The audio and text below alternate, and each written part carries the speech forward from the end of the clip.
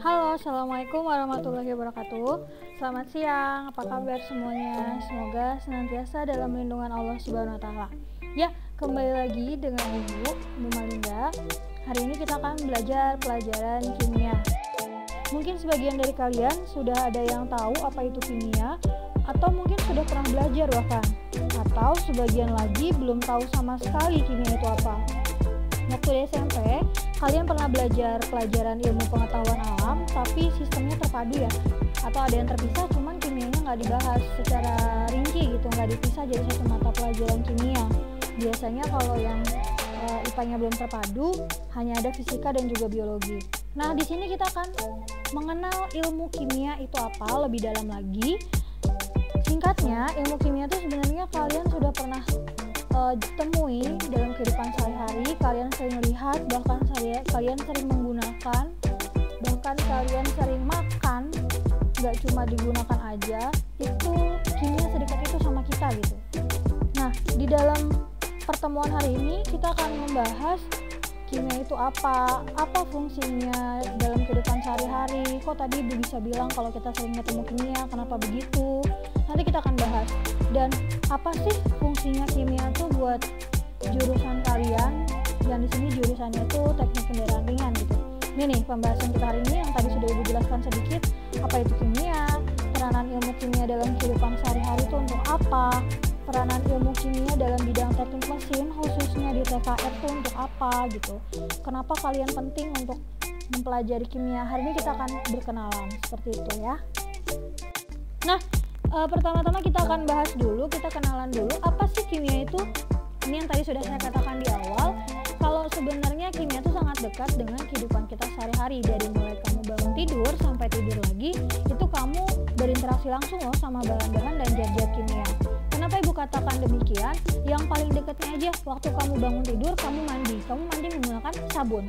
Nah, sabun itu dibuat dengan menggunakan bahan dan juga zat kimia seperti itu. Kamu minum air putih itu adalah senyawa, perpaduan dari unsur-unsur jadi air kayak gitu. Itu juga merupakan tatanan kimia seperti itu. Sampai kamu berkendara menggunakan bahan bakar kendaraan kamu, itu juga jumpanya sama kimia lagi. Nah, kimia itu berasal dari bahasa Arab alkimia yang artinya perubahan materi. Menurut Abu Musa Jabir Ibnu Hayyan. Nah, dia ini siapa sih? Kok bisa-bisanya gitu pakai pengertian dari dia, Bu? Emang dia siapa? Dia itu adalah seorang ilmuwan pada pemerintahan Harun al-Rashid di Baghdad. Dia itu mengembangkan teknik eksperimentasi sistematis di dalam penelitian kimia. Sehingga setiap eksperimen yang dia lakukan itu dapat direproduksi kembali gitu berulang-ulang. Nah, dia ini intinya dia adalah seorang ilmuwan kimia. Dia terkenal juga di barat dengan nama Geber kayak gitu.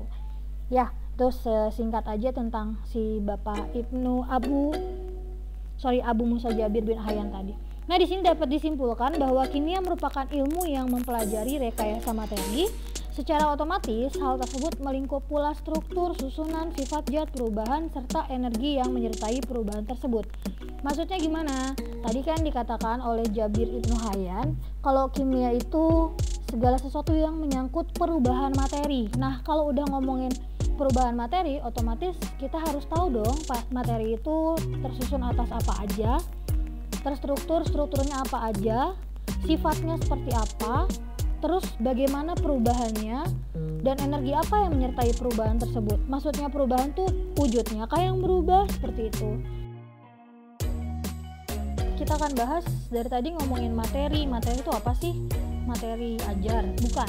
Materi yang dimaksud di sini itu adalah zat itu sendiri yang merupakan segala sesuatu yang menempati ruang dan memiliki massa. Jadi misalnya buku itu disebut dengan materi buku. Gelas itu disebut dengan materi gelas. Kenapa? Karena dia menempati ruang. Bahkan udara pun disebut dengan materi karena udara itu menempati ruang seperti itu. Dan kalau dalam jumlah yang banyak dan diletakkan dalam sebuah wadah, pasti dia pun memiliki massa.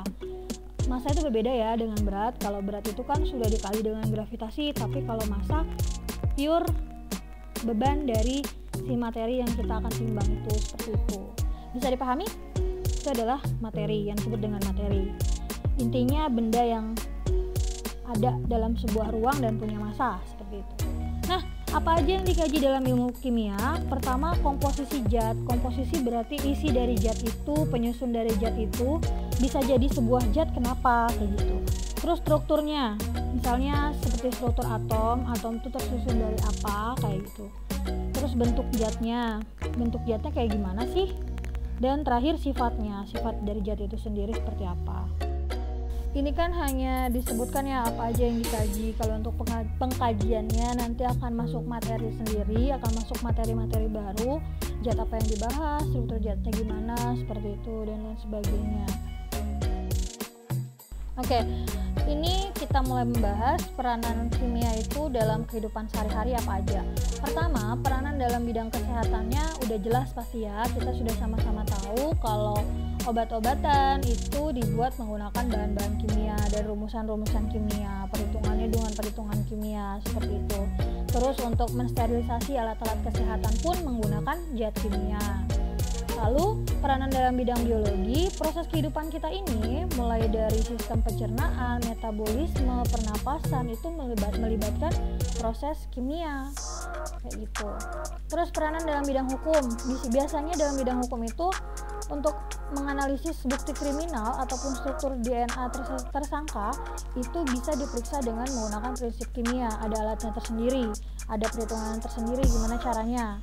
Dan dalam bidang geologi, penelitian batu-batuan, pertambangan, gas dan minyak bumi udah jelas banget kalau itu menggunakan prinsip kimia karena dari zat-zatnya aja merupakan unsur-unsur kimia seperti itu.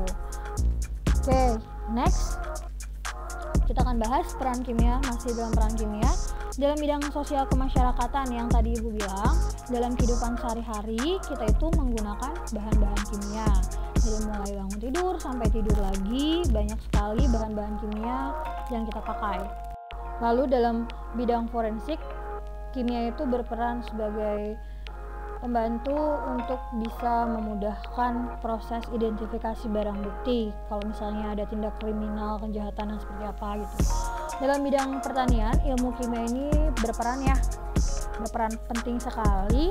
Mulai dari pupuk, pestisida, seperti itu kan dibuatnya menggunakan bahan dan juga zat kimia. Dalam bidang industri, jelas banyak sekali bahan-bahan untuk pembuatan tekstil, makanan, peralatan-peralatannya itu menggunakan bahan-bahan kimia. Terus kemudian yang paling penting adalah sesuai dengan jurusan kita, yaitu teknik kendaraan ringan. Sebenarnya kimia tuh dipakai di mananya sih? Kalau dalam bidang mesin, permesinan, baik itu teknik kendaraan ringan, kendaraan berat, mesin-mesin pabrik, pokoknya yang berhubungan dengan mesin, itu kimia berperan cukup penting, bahkan sangat penting. Kenapa? Karena yang intinya aja nih, yang paling pentingnya seperti bahan bakar. Mesin itu kalau nggak ada bahan bakar nggak akan bisa berfungsi dengan baik. Nah, bahan bakarnya itu dari mana? Kalau bukan dari bahan-bahan kimia. Bagaimana bisa ada kalau dibuat tidak dengan menggunakan prinsip kimia kayak gitu. Jadi jelas kimia itu secara mendasarnya aja dalam bidang mesin itu sendiri sangat penting seperti itu. Atau misalnya mempelajari material logam seperti yang tadi di sini dituliskan, komposisi logam yang baik untuk pembuatan mesin itu seperti apa, itu kan dibahas dengan menggunakan, dikaji atau dibahas dengan menggunakan ilmu kimia seperti itu. Sifat-sifat logamnya bagaimana, komposisi, kembali lagi ke bahan bakar, komposisi bahan bakar, komposisi pelumas yang baik itu kadarnya harus seperti apa, itu semua dipelajari dan dikaji dalam ilmu kimia seperti itu. Oke, pertemuan hari ini cukup sekian dulu pembahasannya. Kita hanya akan membahas dasar-dasarnya saja dan lebih lanjut kita akan bahas di pertemuan selanjutnya. Oke, terima kasih banyak. Jangan lupa follow media sosialnya. Assalamualaikum warahmatullahi wabarakatuh.